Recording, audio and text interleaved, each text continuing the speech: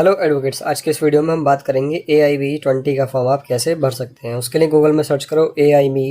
उसके बाद यहाँ पर जब आप इस वेबसाइट पे आएंगे तो रजिस्ट्रेशन पे आपको क्लिक करना है। जैसे ही आप रजिस्ट्रेशन पे क्लिक करेंगे तो आपके सामने ये कुछ डिटेल खुल कर आएंगी और यहाँ पर आपको अपना mobile number, applicant email ID, ठीक है, और एप्लीकेंट नेम, पासवर्ड वगैरह सब फिल करना होगा। तो हम फिल करके आप लोगों को अभी दिखाते हैं। उसके बाद यहाँ पर ये वेरीफाई मोबाइल नंबर और वेरीफाई ईमेल ID लिखा है, तो वेरीफाई भी करना होगा। आपके ईमेल पर और मोबाइल पर एक OTP जाएगा, उसको वेरीफाई कर देना है, ठीक है। तो वेरीफाई करके हम अभी आपको आगे दिखाते हैं। वेरीफाई करने के बाद आपको रजिस्टर करना है। रजिस्टर करने के बाद आपकी लॉगिन ID, पासवर्ड आपके मोबाइल नंबर पर पहुंच जाएगी, साथ ही ईमेल ID पर भी पहुंच जाएगी। तो यहाँ पर लॉगिन ID आपका जो भी मोबाइल नंबर या ईमेल ID होगा वो होगा, प्लस यहाँ पर पासवर्ड जो आपने अभी बनाया वो होगा, ठीक है। वो यहाँ पर आप लोग एंटर करें। उसके बाद लॉगिन पर क्लिक करें। लॉगिन पे क्लिक करने के बाद आपके सामने ये कुछ ऑप्शन यहाँ पर खुलेंगे।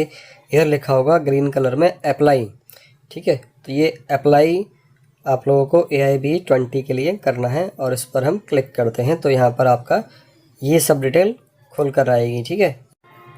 तो यहाँ पर आप लोगों को सारी अपनी पर्सनल डिटेल देनी है। अभी पर्सनल डिटेल में आपको दिखाते हैं। जैसे कि यहाँ पर इसने पूछा है नाम, ठीक है, नाम के बाद नेशनैलिटी, फिर मदर नेम, फिर फादर नेम, कैटेगरी आपकी यहाँ पर पूछी है SC ST OBC जो भी हो, जेंडर यहाँ पर आपको सेलेक्ट करना है, male female, date of birth आपको डालनी है, ठीक। उसके बाद मोबाइल नंबर आपने जो फर्स्ट यूज़र ऑथेंटिकेशन दिया था तो वहाँ से आ जाएगा।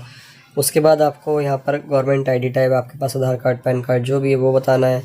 और सेलेक्ट कैंडिडेट टाइप में आप लोगों को यहाँ पर ये बताना है कि आपका फ्रेश है या आप रिपीट हैं।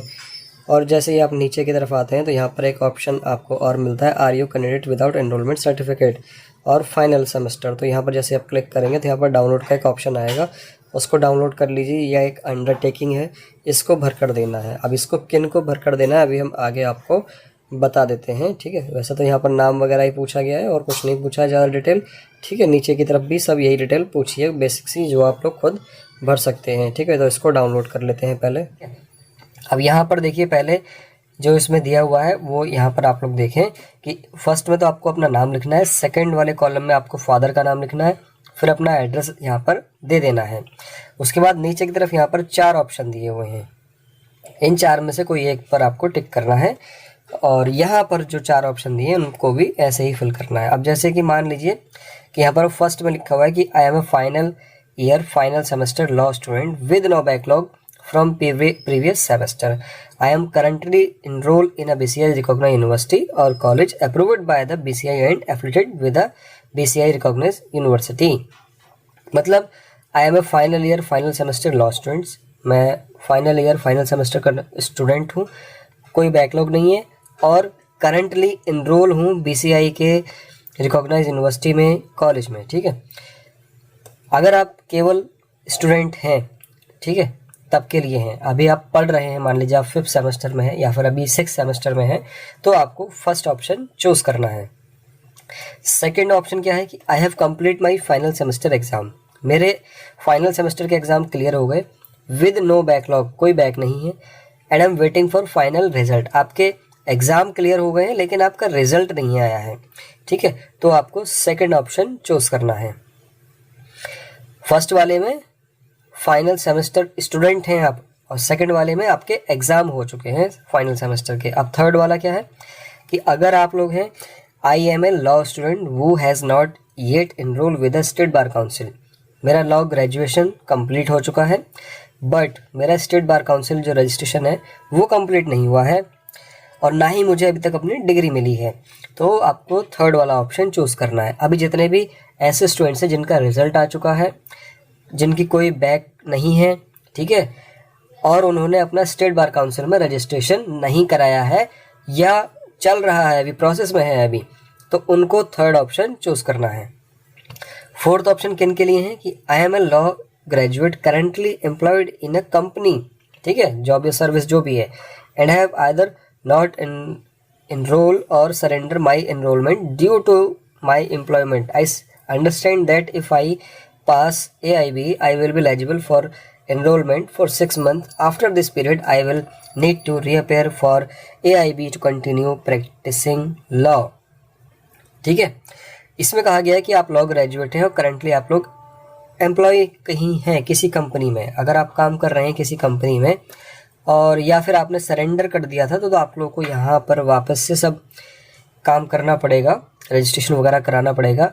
और अगर आप लोग जॉब कर रहे हैं तो आपको जॉब छोड़नी पड़ेगी, उसके बाद आपको रजिस्ट्रेशन कराना पड़ेगा, या फिर आपको क्या बोलते हैं उसको, जो 6 मंथ है उसके पीरियड में आपको अपना जो एनरोलमेंट सर्टिफिकेट है वो अपलोड करना होगा। और आप लोग सारी कंडीशन 4th वाली पूरी कर चुके हैं पहले से ही, तो मतलब आप लोग ग्रेजुएट भी हैं, आपने जॉब छोड़ दी है और आपके पास AIB का सर्टिफिकेट जो स्टेट बार काउंसिल का सर्टिफिकेट है वो नहीं है, तो वो आपको मिल जाएगा अगले 6 महीने में। तो ये आपको अपलोड करना है, ठीक है। ये 4th वालों के लिए जिन्होंने जॉब कर रखी है या फिर अपना सरेंडर कर दिया है सर्टिफिकेट, उनके लिए है।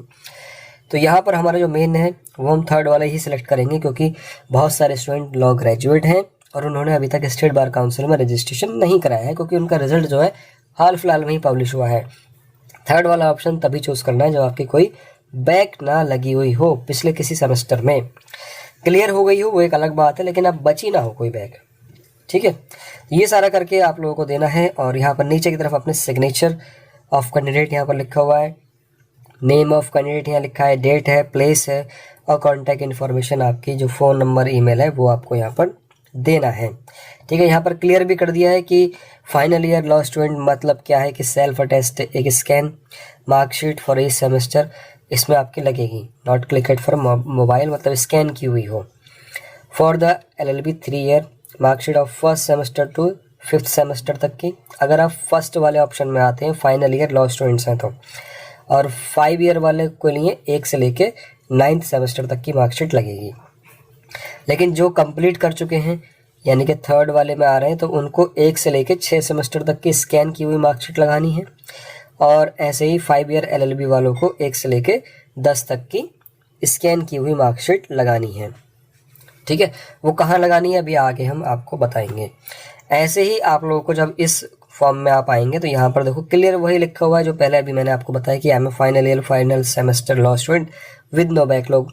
अगर आप लोग स्टूडेंट हैं, अभी पढ़ रहे हैं, अभी कॉलेज में हैं और आप लोग BCI रिकॉग्नाइज्ड यूनिवर्सिटी से ही पढ़ रहे हैं, ठीक है, तो उसको फर्स्ट का ऑप्शन चूज़ करना है। जिसका ग्रेजुएशन कंप्लीट हो गया है और किसी जॉब में है या फिर जॉब छोड़ दी है या फिर उसने अपना जो स्टेट बार काउंसिल का रजिस्ट्रेशन सर्टिफिकेट है वो सरेंडर कर दिया है या नहीं किया है, जो भी है, अगर आप लोग जॉब एम्प्लॉई हैं तो आपको 2nd वाला ऑप्शन चूज़ करना है। 3rd वाला ऑप्शन उन्हें चूज़ करना है जिनका लॉ ग्रेजुएशन कंप्लीट हुआ है बट वो अभी तक किसी भी स्टेट बार काउंसिल में रजिस्टर्ड नहीं है, ठीक है। डिग्री तो उनकी आई नहीं हो क्योंकि अब इनका रिजल्ट ही पब्लिश हुआ है, तो 3rd वाला ऑप्शन ज़्यादातर स्टूडेंट्स को चूज़ करना है। 4th वाला जो ऑप्शन है किन्हें चूज़ करना है एक बार फिर से बता देते हैं कि जो फाइनल सेमेस्टर एग्ज़ाम है वो कंप्लीट हो गया है, कोई बैक नहीं है और रिजल्ट आने की प्रतीक्षा आप कर रहे हैं, रिजल्ट आने का वेट आप कर रहे हैं, तो आपको 4th ऑप्शन सेलेक्ट करना है। देन सेव पर्सनल डिटेल पे आपको क्लिक कर देना है। जैसे आप सेव पर्सनल डिटेल पे क्लिक करेंगे फॉर्म आगे बढ़ जाएगा।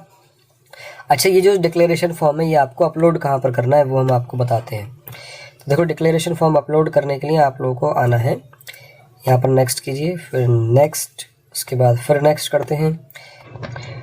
अब जो आपने अंडरटेकिंग सर्टिफिकेट भरा है, जो अंडरटेकिंग फॉर्म भरा है, उसको आपको यहाँ पर अपलोड करना होगा, ठीक है। ये जो आता है यहाँ पर कि आपको मैंडेटरी डॉक्यूमेंट्स अपलोड करने हैं, यहाँ पर देखो क्या क्या करना है। यहाँ पर सारी बात ध्यान से सुन लो कि फर्स्ट में तो ग्रेजुएशन की मार्कशीट आपको अपलोड करनी है, फाइनल सेमेस्टर की, फाइनल ईयर की ही अपलोड करनी है ग्रेजुएशन की। तो फिर यहाँ पर अपनी 12th की मार्कशीट आपको अपलोड करनी है। उसके बाद यहाँ पर LLB की फाइनल सेमेस्टर लिखा हुआ है, लेकिन अगर आप लोग स्टूडेंट हैं, ठीक है, तब तो आप लोगों को यहाँ पर सारी मार्कशीट अपलोड करनी है 1 से लेके 6ठे सेमेस्टर तक, ठीक है। मतलब अगर आप लोग फर्स्ट वाले ऑप्शन में नहीं आते हैं जहाँ पर ये लिखा है कि आप पढ़ रहे हैं अभी, तो आपको 1 से लेके 6 की अपलोड करनी है। लेकिन अगर आप लोग पढ़ रहे हैं तो आप लोगों को 1 से लेके 5वें सेमेस्टर तक की मार्कशीट अपलोड करनी है, ठीक है। एक साथ मिला के तो आप लोग फाइल बना लीजिए और यहाँ पर अपलोड कर दीजिए, ठीक है। उसके बाद यहाँ पर 10th की मार्कशीट आप लोगों को अपलोड करनी है। अच्छा, जिन लोगों का फाइनल सेमेस्टर क्लियर हो चुका है और वो स्टेट बार काउंसिल में रजिस्टर्ड भी हैं, तो उनको तो केवल फाइनल सेमेस्टर की ही अपलोड करनी है।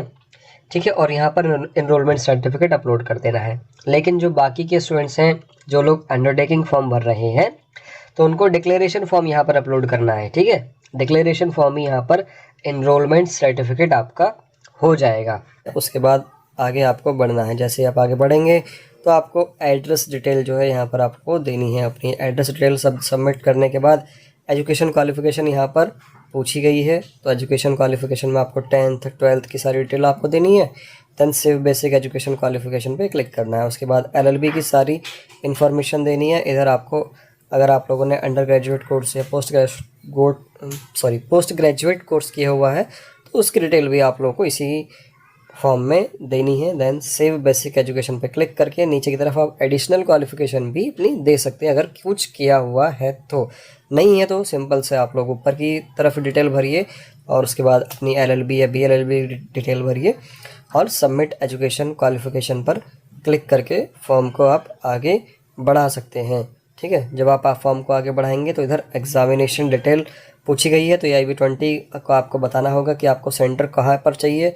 ठीक है, 3 सेंटर की आपको यहाँ पर प्रेफरेंस दी गई है। उसके साथ ही अगर आप लोगों की लैंग्वेज हिंदी इंग्लिश के अलावा कोई और है तो यहाँ से आप लोग सेलेक्ट कर सकते हैं जो भी आपकी लैंग्वेज होती है। ठीक है, उसके बाद सेव एग्ज़ाम डिटेल्स पर आप लोगों को क्लिक करना है। ठीक है, जैसे ही आप क्लिक करेंगे तो आपके सामने आपकी ग्रेजुएशन की मार्कशीट, 12th की मार्कशीट, LLB की फाइनल सेमेस्टर वाली मार्कशीट, ठीक है, 10th की मार्कशीट और एनरोलमेंट सर्टिफिकेट मांग रहा है। तो एनरोलमेंट सर्टिफिकेट की जगह आप लोगों को जो अभी अंडरटेकिंग आपने डाउनलोड की थी वो आपको यहाँ पर अपलोड कर देनी है।